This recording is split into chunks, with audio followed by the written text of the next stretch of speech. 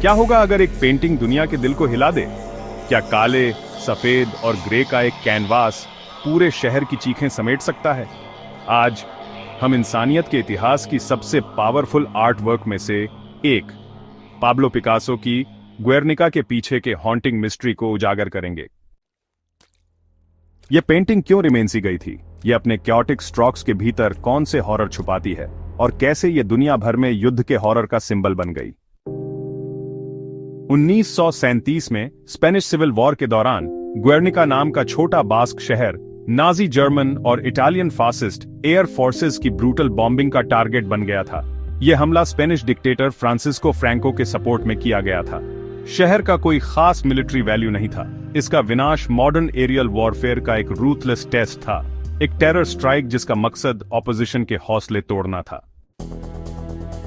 Bomb stymie की खबर धीरे धीरे फैली, लेकिन जब यह पेरिस पहुंची तो इसने एक आदमी, पाब्लो पिकासो, के दिल में आग लगा दी। पेरिस इंटरनेशनल एग्जीबिशन में स्पेनिश पवेलियन के लिए एक म्यूरल रिमेन्सने का काम मिलने पर पिकासो को इंस्पिरेशन ढूंढने में मुश्किल हो रही थी। ग्वेर्निका के साथ वह बदल गया।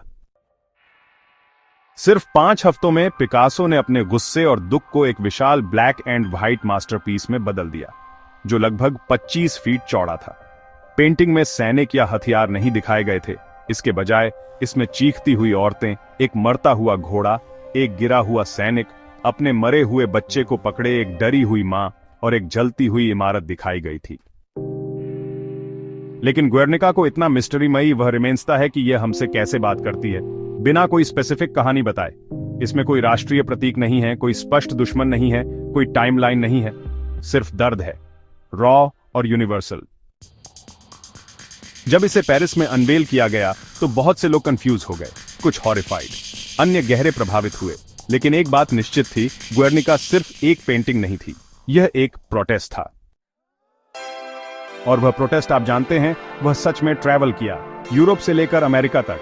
ग्वेर्निका एंटी वॉर सेंटिमेंट का एक पावरफुल सिंबल बन गया। वर्ल्ड वॉर 2 के दौरान इसने हर जगह बॉम्ब सिटियों के दर्द को रिपीटेड, और फिर वियतनाम युद्ध के दौरान इसने पीपलों को सभी इनोसेंट लाइव्स के नुकसान की याद दिलाई। आज भी इसे वायलेंस और ऑपरेशन के खिलाफ एक स्टेटमेंट के रूप में इस्तेमाल किया जाता है। फिर भी विवाद इसके पीछे पीछे जहां भी गया। 1974 में न्यूयॉर्क के museum own of modern art में एक प्रोटेस्ट के दौरान किसी ने पेंटिंग के प्रोटेक्टिव ग्लास पर किल लाइज ऑल स्प्रे पेंट कर दिया। फिर 2003 में यूनाइटेड नेशंस में ग्वेर्निका की एक रेप्लिका को इराक इन्वेजन के टाइम में यूएस अधिकारियों के भाषण के दौरान एक पर्दे से ढक दिया गया। और खैर, उस फैसले ने पीपलों को बहुत गुस्सा दिलाया। क्यों?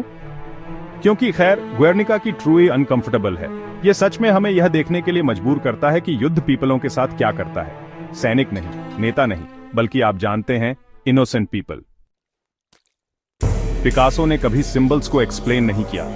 उन्होंने एक बार कहा था, जो लोग तस्वीर देखते हैं उन्हें सिंबल्स को वैसे इंटरप्रेट करना चाहिए जैसे वे उन्हें समझते हैं, और इस तरह रहस्य बना रहता है। बुल की आंखों में, टूटी हुई तलवार में, ऊपर गोस्टली लैंप में। तो ग्वेर्निका का ट्रूली चा इंपैक्ट क्या था?